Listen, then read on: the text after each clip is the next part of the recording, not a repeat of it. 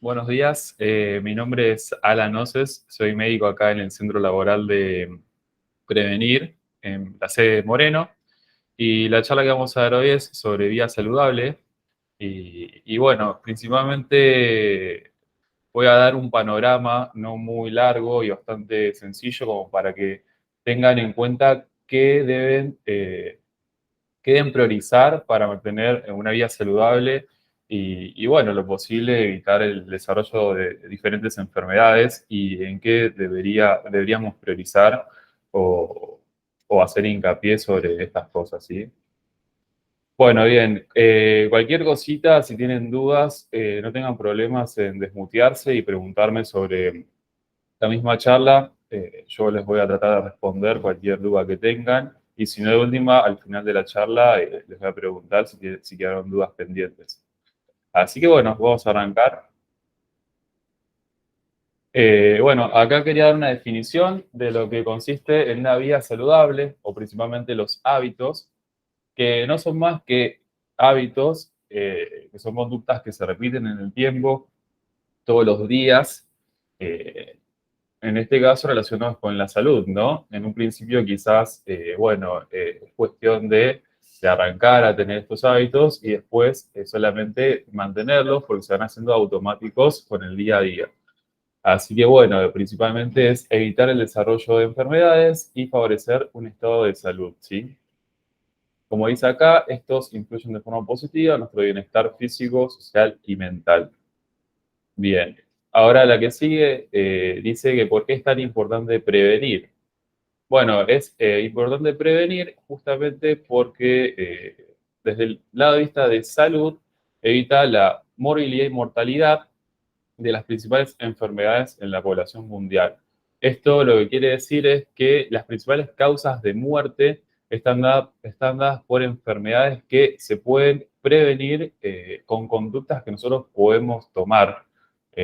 Por ejemplo, las enfermedades cardiovasculares, infartos, ACV, algunos tipos de cánceres, después algunos tipos de infecciones se pueden prevenir, por ejemplo, con vacunas, y están simplemente al alcance de nuestras manos, que nosotros podemos actuar para evitar todo esto, tanto la muerte en sí como el desarrollo de enfermedades. Eso es a nivel de vista de salud y a nivel económico, las medidas preventivas son muchísimo más económicas que el tratamiento de una enfermedad o de las secuelas. O sea, estaríamos ahorrando muchísima plata y el gasto de salud sería mucho menor si las personas mantienen una vida saludable con medidas preventivas que cualquiera las puede realizar. Que bueno, ahora las voy a nombrar y la mayoría son conocidas por ustedes y quizás algunas no tanto o llegan a algún nuevo concepto de lo que significa. Bien. Bueno, ¿cuáles son los principales hábitos saludables que debemos tener en cuenta? Yo acá los enumeré como para tener un esquema de los cuales son y lo que vamos a hablar. Bien, en un primer lugar es realizar algún deporte o actividad física de forma regular, después tener una alimentación saludable, mantener una buena hidratación, garantizar un sueño adecuado, realizar controles médicos correspondientes, evitar malos hábitos como alcohol en exceso, tabaco y otros vicios. Y por último, también lo quise agregar porque me pareció importante, que es el hecho de dar importancia a las relaciones interpersonales y tener un hobby. Bien, hasta ahora vamos bien, se escucha bien. Cualquier cosita me dicen. Sí, todo O bien. si tienen alguna duda, ¿todo bien? Perfecto. Si tienen alguna duda, no tengan problemas en interrumpirme y trato de respondérselo. Bueno, bien, vamos a arrancar con lo que es deportes y actividad física, el primero en la lista. Y bueno, yo acá puse una definición en lo que consiste la actividad física, que es cualquier movimiento del cuerpo que está producido por los músculos esqueléticos y conlleva un gasto energético por encima del nivel de reposo. Bueno, es más que nada para que tenga una definición y el deporte sería básicamente lo mismo y también muchos tipos de deportes se desarrollan en conjunto con otras personas, entonces también al mismo tiempo estaríamos favoreciendo la parte social, relacionándonos con otras personas. Y bueno, incluso en las competencias hay un tipo más de ejercicio un poco más excesivo, por así decirlo. Y bueno, lo que es importante saber es con qué frecuencia se debe realizar la actividad física. Y según las recomendaciones actuales de la Organización Mundial de Salud, la OMS, lo ideal es mantener 150 minutos semanales de actividad física. No hace falta que sea actividad intensa o vigorosa, sino simplemente salir a caminar, correr, pasear al perro, nadar de forma tranquila o andar en bicicleta. Y bueno, esto se puede distribuir en 30 minutos diarios, por ejemplo, 5 veces a la semana, o hacer 1 hora 3 veces a la semana. Pero bueno, en total darían 150 minutos semanales, que es lo que se recomienda actualmente, eh, mínimo como para realizar actividad física, ¿no? Esto al mismo tiempo se puede combinar con ejercicio más intenso o vigoroso, como por ejemplo el levantamiento de pesas, deportes competitivos, 2 días a la semana. Pero bueno, esto es opcional. Lo importante es mantenerse activos, en movimiento y bueno, no quiere decir todos los días, sino que se puede distribuir, como dice ahí, por ejemplo, 3 veces a la semana, 1 hora. Salir a caminar, a correr, pero es importante hacerlo, ¿sí? Bien. Bueno, acá puse unos beneficios que trae la actividad física regular. Y bueno, reduce el estrés, mejora el estado del ánimo, también conserva el equilibrio, la coordinación, aumenta la flexibilidad articular. Es importante también para la prevención de enfermedades crónicas a largo plazo, como por ejemplo la diabetes, la obesidad, ayuda a mantener un peso adecuado. También reduce los valores de colesterol, el de LDL, aumenta el valor del HDL, que es el colesterol bueno. Está demostrado que con la actividad física se aumenta y previene algunos tipos de cánceres, como el cáncer de colon, de mama, y otra enfermedad que no está escrita acá, que me olvidé ponerla, es que reduce la probabilidad de Alzheimer, que es una enfermedad neurodegenerativa. Se demostró que es un factor protector que previene el desarrollo de esa enfermedad.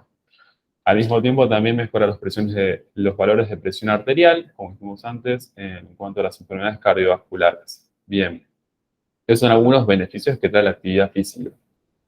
Perfecto. Bueno, ahora vamos a pasar a otro punto, que es el tema de la alimentación. Cómo mantener una alimentación saludable, va de la mano con la actividad física. Y bueno, acá puse la definición, que es la alimentación saludable es la que nos aporta nutrientes y energía que necesitamos para mantenernos sanos. Se dice que se mantiene una alimentación normal y saludable cuando la persona tiene un peso corporal adecuado, o sea, estamos un índice de masa corporal normal, consume una variedad suficiente de alimentos, en todos los tipos y grupos de alimentos, reduce la cantidad de grasas saturadas, principalmente y el colesterol, prioriza las frutas, verduras y cereales, disminuye el consumo de sal y azúcares refinados y también el consumo de alcohol lo maneja de forma moderada. Alan, perdona, creo que Sí, Enrique quiere hacer una consulta. dale, Enrique, cómo no, te lo escucho. Bueno, No lo llevo. ¿me escuchan? Sí, sí, sí, Enrique se Ahí escucha. una palabra no entendí cuando dice diabetes mellitus. ¿Qué quiere decir esa palabra mellitus? acá está. Bien. La diabetes mellitus es la diabetes que todos conocen. Es la que se debe a un nivel de glucemia alto. Es el típico, o sea, el cuadro de diabetes que todos conocen. Puede ser tipo 1 o tipo 2. El más frecuente en la gente adulta es el tipo 2. Pero hace referencia a la diabetes que todos conocen, que es glucemia elevada mantenida. Es decir, las dos, Hay la otros 1 y la tipos de 2, o la diabetes. 1 sola. ¿Cómo? Perdón. Yo tengo la 2, pero Hace aplica referencia también. a las dos, a la 1 y a la Ok, 2. ok, Sí. gracias. O sea, básicamente es diabetes, porque los otros tipos de diabetes son más raros. Pero sí, hace referencia a la diabetes. Bueno, gracias. Perfecto. No, de nada. Si tienen preguntas, así como Enrique, no tengan problemas en abrir el micrófono y preguntar. Bien. Bueno, seguimos. Nos quedamos acá, ¿no? Bueno, bien. Acá lo que puse es importante elegir alimentos variados, frescos y naturales. Y lo que debemos priorizar, estos grupos de alimentos debemos priorizar, bueno, en primer lugar, las frutas y verduras aportan fibra, vitaminas y minerales. Carnes y huevos son importantes para el aporte de hierro y algunos aminoácidos esenciales que están en las proteínas de la carne y el huevo. La leche, yogur y quesos por el tema del calcio. Las legumbres, cereales, pavas y pastas también por las fibras, vitaminas y proteínas.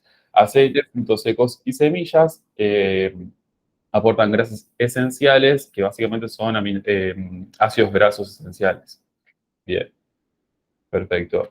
Y acá les dejé un esquema de lo que sería la recomendación de las guías actuales de nutrición. Parecería que representa un plato esto, pero bueno, en teoría dicen que no es un plato, sino que muestra la proporción de alimentos que deberíamos priorizar en un día. Un día o nuestra dieta diaria, que como ven, las frutas y verduras ocupan un gran porcentaje de la alimentación, casi la mitad, diría yo. Es tan importante y por qué remarco tanto sobre priorizar frutas y verduras. Es porque generalmente se las deja de lado o algunos consumen o una fruta solamente o una sola ensalada y lo que más predomina es otro tipo de alimentación. Por ejemplo, las pastas o incluso peor, que son cosas de panadería, alimentos de panadería, facturas o cosas dulces, que justamente es lo que se debe evitar. Como ven, acá está en rojo y es opcional y es lo que menos deberíamos consumir por el tema de que tienen mucho azúcar, tienen grasas saturadas y tienen también hidratos de carbono simples, que son los que más favorecen el desarrollo de la obesidad y es lo que más disponible está en nuestra vida diaria o quizás lo que se lleva para compartir o lo que se compra en la calle y es lo que más se debería evitar justamente por eso, porque es lo más accesible.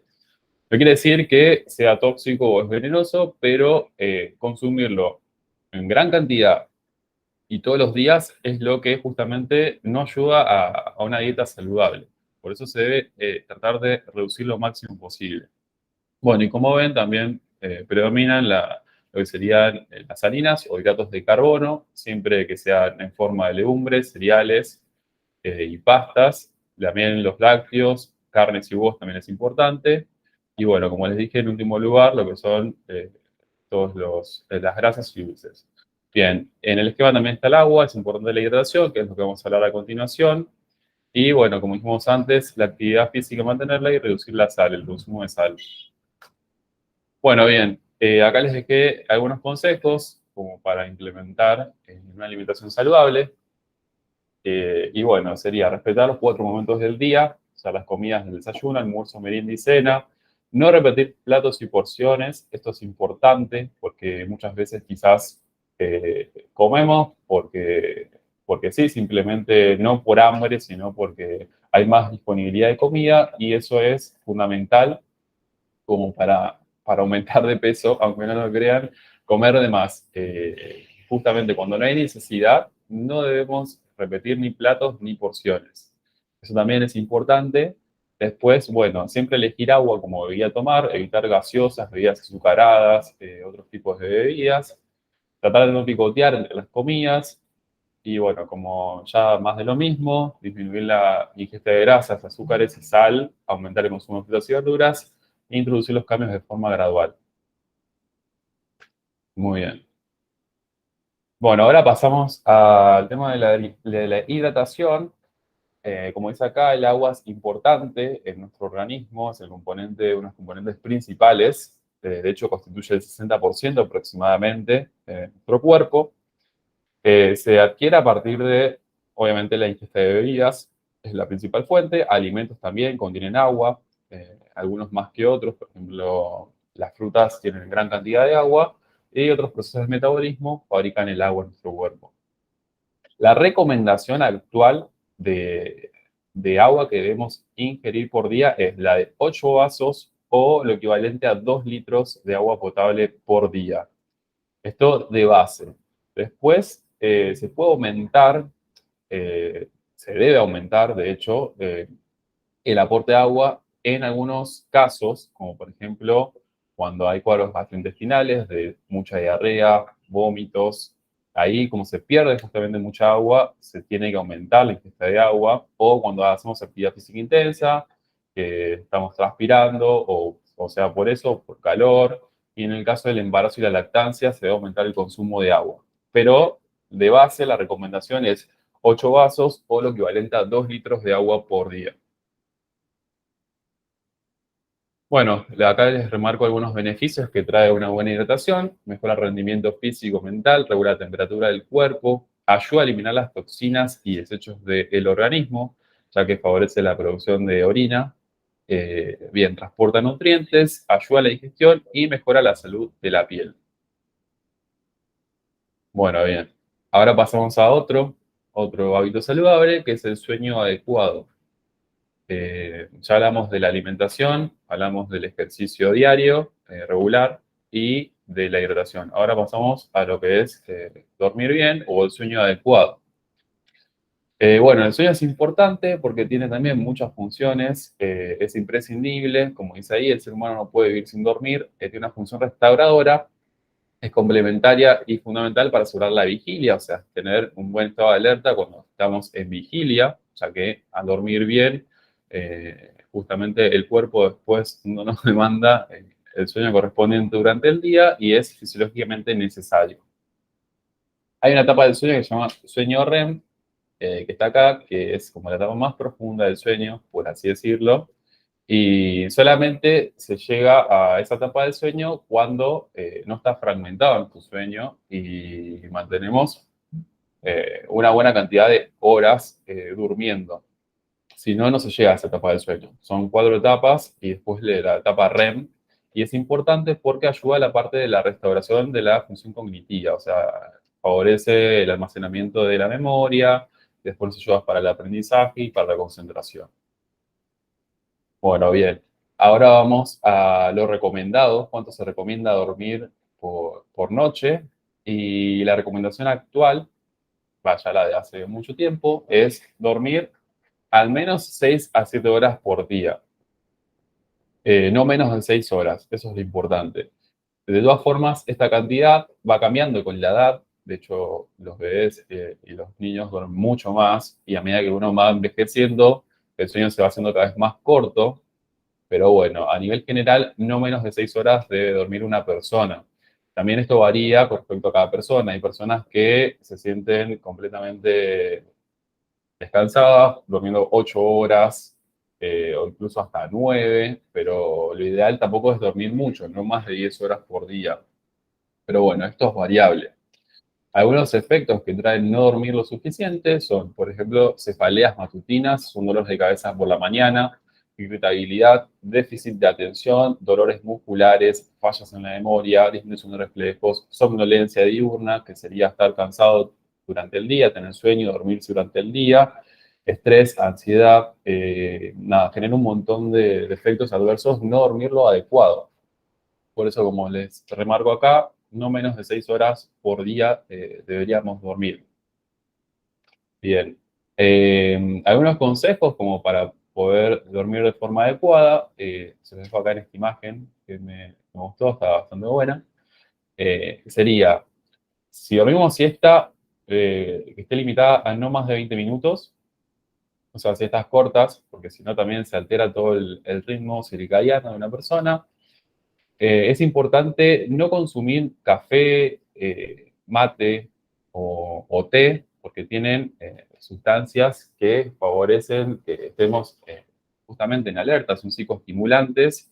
Entonces, durante la noche se recomienda no tomar estas sustancias, café, ni mate, ni té. Después, bueno, el mono caliente puede favorecer, inmediatamente antes de dormir, puede favorecer relajarse y después, por hecho, dormir. También es muy importante evitar todo tipo de pantallas como televisión, celulares, tablets, justamente en la hora de dormir y mucho menos cuando uno ya está acostado en la cama. En lo posible, tratar de evitar eso porque el estímulo luminoso favorece que nuestro cerebro crea que todavía seguimos de día, entonces se corta el sueño, es mucho más difícil conciliarlo. Por ende, lo ideal sería evitar cualquier tipo de pantalla. También ayuda mucho a favorecer el ambiente adecuado, como dijimos antes, apagar todo tipo de luces o mantener en todo caso una luz tenue. Después evitar el ambiente ruidoso para poder dormir. Bien, eso también es importante. Acá está mantener una rutina, o sea, tratar de dormir siempre en el mismo horario, porque si dormimos en diferentes horarios, lo que favorece es que nuestro cuerpo no se adapte a un ritmo normal en el cual está el estímulo de dormir a ese horario determinado. Por ejemplo, si uno se acuesta a las 11 de la noche, lo ideal sería mantenerlo o a lo sumo hasta media hora.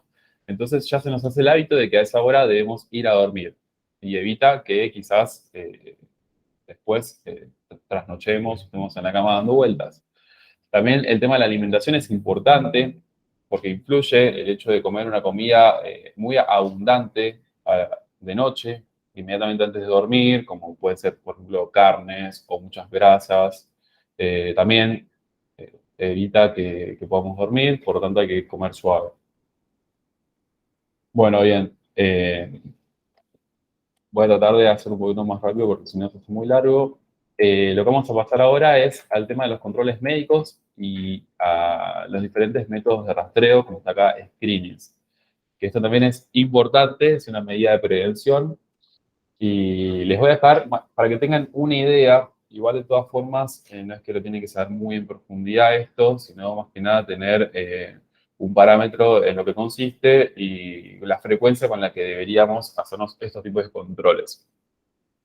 Bueno, acá les dejé la definición, porque quizás no sepan lo que es screenings. El screening, también llamado método de rastreo, es una medida de prevención secundaria, que básicamente son estudios diagnósticos o pruebas que se realizan en la población sana, sin todavía una enfermedad diagnosticada, pero sí buscando determinado tipo de enfermedad o patología. Esto es importante porque detectarlo de forma temprana ayuda mucho mejor a un pronóstico, o sea que podemos abordarlo, tratarlo de una forma más temprana y hasta curarlo inclusive, y quizás son enfermedades que recién cuando aparecen los síntomas ya es demasiado tarde o el pronóstico no es tan bueno como si lo detectáramos mucho antes. Son los métodos de rastreo. Bien, ¿cuáles son los principales métodos? No, acá les puse la frecuencia con la que hay que ir al médico. Bien, arrancamos por ahí primero.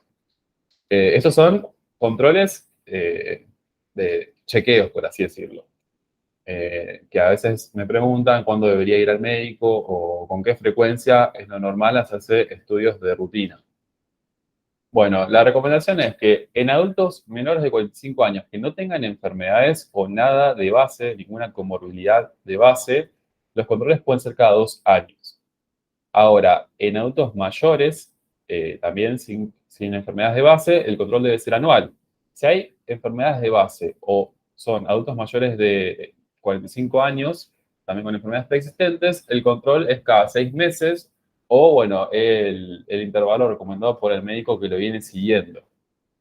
Esto en cuanto a controles de rutina, pero siempre que ustedes tengan alguna cuestión de salud o que quieran preguntar o que les está pasando, por ejemplo, falta de aire o que se sienten cansados, obviamente van al médico, sacan turno y van al médico. No hace falta esperar al próximo control de rutina, que quizás sea dentro de 1 año o 2 años. Esto es en caso de que todo marche bien.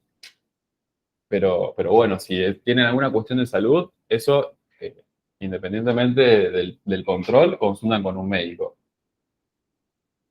Bien, ahora sí, vamos a hablar de los métodos de rastreo, que son las principales pruebas que le pueden pedir en los controles de rutina.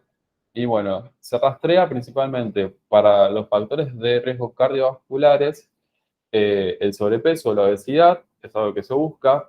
Y bueno, se calcula con el índice de masa corporal, que es la relación entre el peso y la altura. Este intervalo es cada 4 años, ¿sí? Igual de todas formas, quizás el médico lo calcule en todos los controles que vayan, pero bueno, es como para tener una idea de lo que se recomienda, es cada 4 años en realidad, aunque sea a criterio del médico. Después, medir la presión arterial también se busca entre personas de 18 a 39 años que no tengan factores de riesgo cada 3 a 5 años y en personas mayores de 40 años o que tengan factores de riesgo se controla de forma anual. También vuelvo a recalcar, esto es en caso de que no tengan síntomas. Por ejemplo, yo o no sé, cualquier persona que sea sana, por ejemplo, en mi caso debería controlármela cada 3 a 5 años. Así, simplemente por control.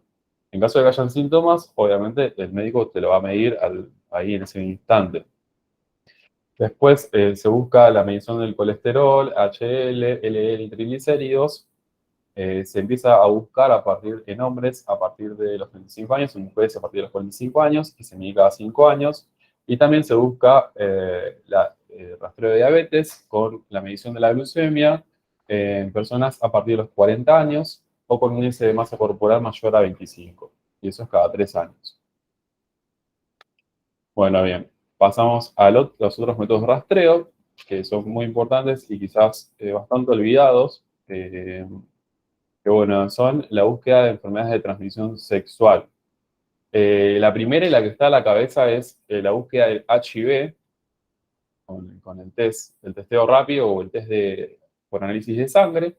Y la recomendación es que todas las personas en algún momento, independientemente de las condiciones de vida, todos deberíamos realizarnos al menos una prueba de HIV de 15 a 65 años.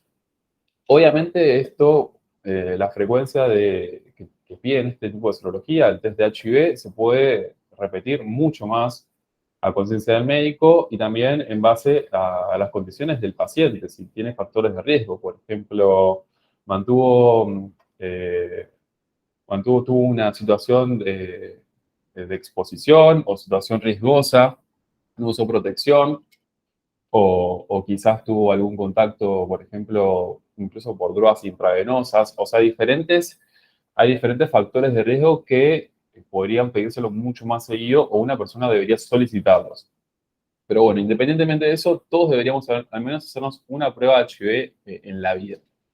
Lo mismo pasa con la sífilis, que es otra enfermedad de transmisión sexual, que hoy en día está mucho más, hay muchísimos más casos que antes. Esas son las dos principales que se debería buscar. Después la hepatitis B y la hepatitis C no es necesario, quizás no es tan importante, pero bueno, también se puede pedir, principalmente en personas de riesgo y bueno, al menos una vez. Después, otros métodos de rastreo son los diferentes tipos de cánceres. El principal es el cáncer de colon, que es el primero que está. Este también es muy importante y bastante olvidado, el cual la gente no suele hacerse el estudio para buscarlo.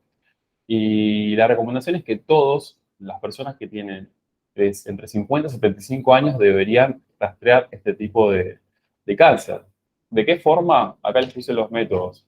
Se puede buscar con la sangre oculta en materia fecal de forma anual, o la más conocida es la colonoscopía, que es la cámara que se pone por el ano y recorre todo el intestino grueso en busca de este tipo, si hay algo sospechoso, bueno, hace una biopsia y nada, pueden diagnosticarlo. La colonoscopia se realiza cada 10 años, no es un estudio que se haga seguido. No piensen que una vez por año o cada 2 años me van a meter un tubo. No, es cada 10 años. La otra prueba es justamente la que se puede hacer de forma anual, si es la sangre oculta en materia fecal. Bien, pero es importante rastrear este tipo de cáncer porque es bastante prevalente, o sea, es bastante común en la población y además con este método de rastreo se lo detecta muy temprano, de una forma muy temprana y bueno, se evita el desarrollo de la enfermedad y es curable incluso. También algo que no noté acá, que es importante saber que si hay antecedentes en la familia, quizás la edad se acorte y en vez de 50 años arranque a partir de los 40 años. Eso también es importante, es justamente criterio del médico, o si, por ejemplo, tiene múltiples pólipos, una enfermedad genética, también se hace este estudio, el screening. Después, bueno, cáncer de pulmón, quizás no sea el más conocido, se puede buscar entre 50 y 85 años con una tomografía, en personas que tengan antecedentes de tabaquismo, en los últimos 15 años. Básicamente, en las personas que fumen bastante, se busca, si no, no se busca.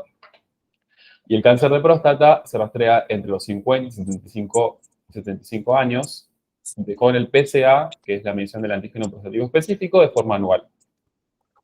Bien. ¿Alguien tiene una pregunta?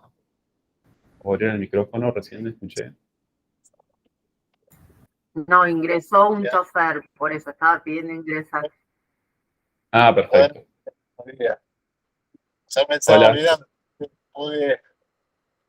Pude acordarme casi un poquito tarde, ¿no? No importa, Emilio, bienvenido. Bien. Bueno, ¿venimos bien por el momento? Sí, Perfecto. Bueno, seguimos entonces. Bueno, acá también incluidos rastreos ginecológicos que son importantes,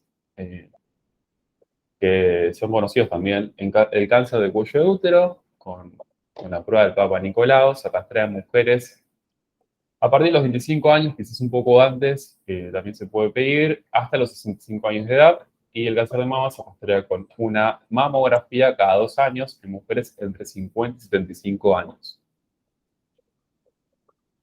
Bueno, bien. Voy a hablar un poco sobre las vacunas, que es una medida de prevención primaria. ¿Cuáles son las vacunas que deberían tener aplicadas, al menos en los adultos? Bien. En primer lugar está la doble bacteriana, que no es más que el refuerzo antitetánico, o la vacuna antitetánica. Esta se realiza una dosis cada 10 años. Oh, De todas, los voy a abandonar, tengo que descargar. Una lástima, ¿no? dale, no pasa nada. Bueno, Saludos. bueno, Tal Igual vez.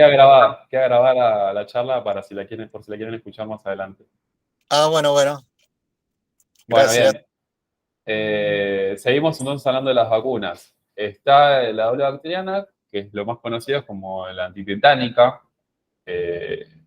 El refuerzo es cada 10 años, o sea, una vez que te dan la inyección, estás cubierto durante 10 años, pero posiblemente muchos, ante cualquier corte, sea refuerzo antitetánico, así que quizás la tengan aplicadas, más allá, independientemente de que uno tiene que ir a colocársela cada 10 años, se suele dar con cualquier herida abierta.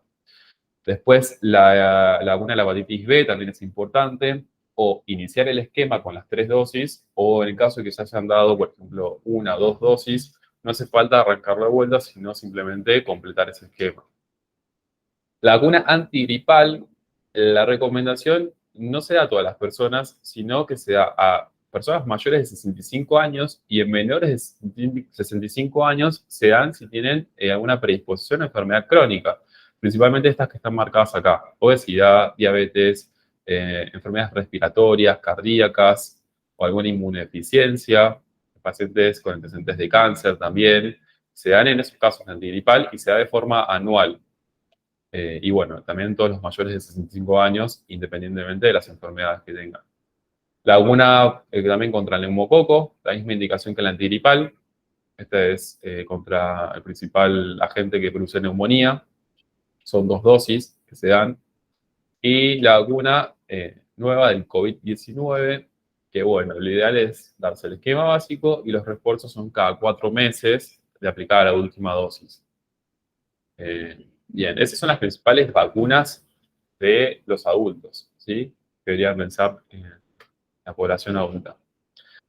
Bueno, pasamos a otro tema, que es evitar los vicios, como por ejemplo, o adicciones, como el alcohol en exceso o el tabaquismo. Bien, estas dos sustancias son las que más enfermedades se producen por, por consumo de alguna sustancia en la población general, muchísimo más que otras sustancias ilícitas. Acá, como dice, genera la mayor cantidad de muertes, muchísimo más, en mayor proporción que otras sustancias ilícitas, cualquier tipo de droga. El alcohol y el tabaco, al quizás estar más disponible a nuestro alcance o socialmente aceptado, es lo que más se consume y lo que, como dijimos antes, favorecen muchas enfermedades. Aproximadamente un 52% de los adultos consumen bebidas alcohólicas de forma regular, un 23% lo consumen de forma compulsiva, llegando al estado de ebriedad, y un 6,5% consume formas importantes que tengan algún tipo de dependencia o caigan en alcoholismo. Estos son los porcentajes actuales.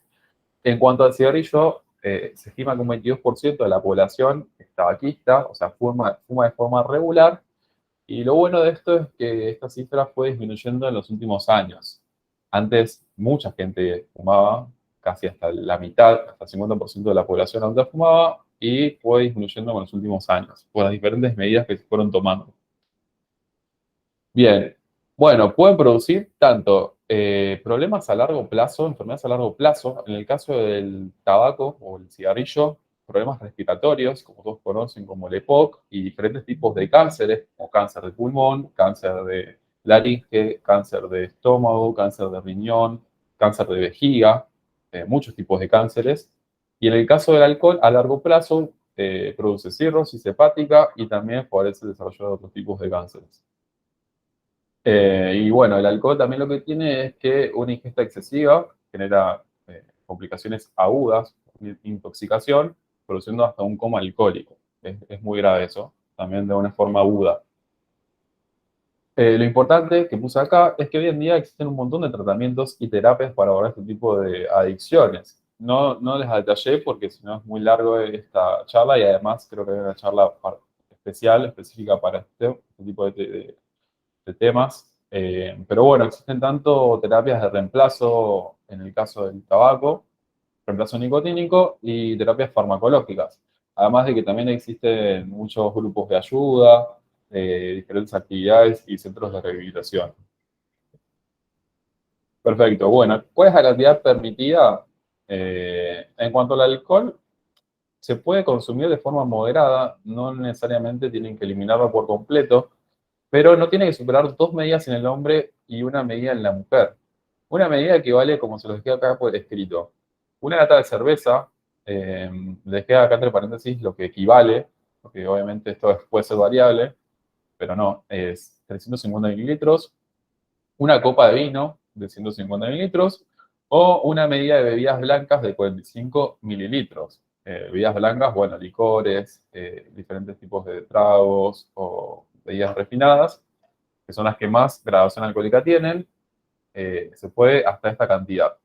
Entonces, como dijimos, 2 medidas en el hombre, de lo que equivaldría a esto, y una medida en la mujer. No más de esto se puede consumir. En el caso de mujeres embarazadas, directamente no se debe tomar alcohol durante todo el periodo del embarazo. Y en cuanto al cigarrillo, la recomendación es que se deje por completo. No se recomienda fumar menos, por ejemplo, si fuma un paquete, fumar 5 cigarrillos por día, sino que la recomendación actual es dejarlo por completo, dejar de fumar. Bueno, bien, y pasamos al último punto, y me pareció importante dejarlo acá presente, porque, bueno, también es parte de una vida saludable tener, obviamente, salud emocional, mental, y lo que influye mucho en esto son el tema de las relaciones interpersonales, hobbies y diferentes actividades de ocio. Y bueno, como dice acá, las relaciones personales influyen de forma positiva en la salud mental y física. Se demostró que las personas que mantienen vínculos cercanos o lazos fuertes con otras personas tienen menores tasas de ansiedad, depresión y también favorece el desarrollo de la autoestima y la empatía. O sea, genera un gran impacto en nuestra salud en todo sentido, físico, mental y emocional. El tema de darle un tiempo especial a hablar con compañeros de trabajo, familiares, amigos. Es muy importante esto.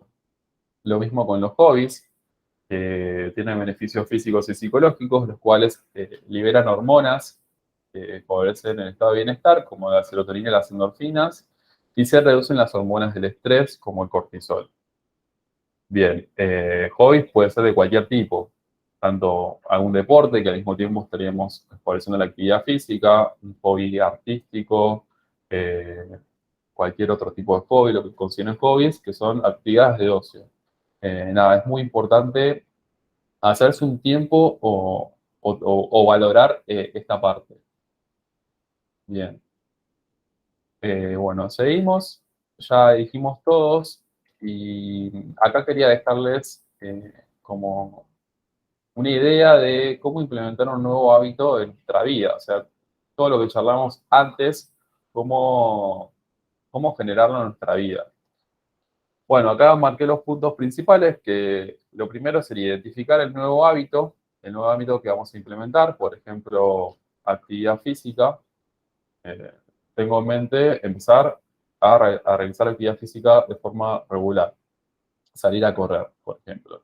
Bien, después sería establecer una meta gradual y realista. Puedo decir, bueno, voy a empezar a salir los días lunes, miércoles y viernes, media hora. Media hora, salgo a correr, y dan un par de vueltas dar vueltas a la plaza, por ejemplo, durante media hora. Bien, después es importante favorecer el entorno para hacer más fácil realizar y mantener ese hábito. Por ejemplo, tener ropa específica, preparar el calzado, tenerlo listo una vez que llego a mi casa como para salir a correr.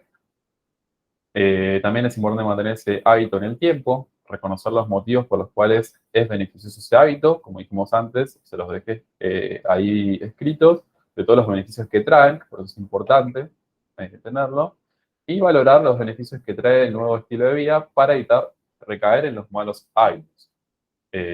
Una vez que nosotros empezamos a hacer actividad física, por ejemplo, empezamos a bajar de peso, sentimos que en el próximo control quizás baja el colesterol o mejora la presión, se mejoran los niveles de glucemia. Entonces, esos beneficios al mismo tiempo son como un círculo de retroalimentación que favorece que evitemos que caigamos de vuelta en los malos hábitos y que los mantengamos en el tiempo. Entonces hay que valorar los beneficios una vez que los tenemos. Bien, esto sería básicamente como el esquema para poder implementar un nuevo hábito saludable en nuestra vida. Bien, y bueno, por último les digo acá una conclusión, tener un resumen de lo que acabamos de hablar.